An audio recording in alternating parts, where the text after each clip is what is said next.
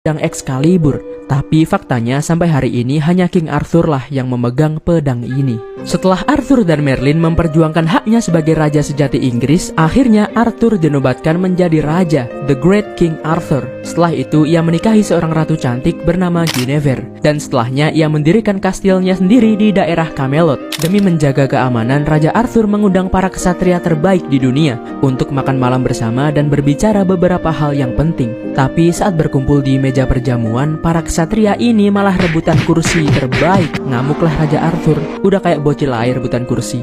Kemudian Raja Arthur menghukum para kesatria yang merengek ini. Setelah perjamuan yang kacau itu, Raja Arthur curhat pada ayah mertuanya. Kemudian ayah mertuanya memberikan sebuah meja bundar dan menyuruh Arthur untuk menggunakannya di perjamuan berikutnya. Di perjamuan berikutnya, Arthur menggunakan meja bundar itu dan memberitahu pada para kesatria jika derajat semua orang itu sama, tidak ada yang terbaik maupun terburuk, semua punya kelebihannya masing-masing. Jadi untuk apa berebut menjadi yang terbaik? Lebih baik kita semua bekerja sama, begitu katanya. Setelah semua setuju, para kesatria duduk di meja bundar itu dan mulai berdiskusi dengan sehat. Rencana mereka adalah untuk memperluas wilayah negeri Inggris. Di antara kesatria itu ada satu nama yang menarik, yaitu Lancelot of the Lake, seorang kesatria dari Prancis yang tidak terkalahkan. Singkat cerita, Raja Arthur dan Lancelot menjadi teman dekat. Tapi Raja Arthur nggak tahu kalau sebenarnya istrinya yaitu Guinevere jatuh cinta kepada Lancelot dan melakukan perselingkuhan di belakangnya. Sementara perselingkuhan ini berlangsung, para kesatria meja bundar dan King Arthur terlibat dalam berbagai petualangan yang fantastis. Petualangan terbesar mereka adalah dalam misi pencarian sebuah cawan suci.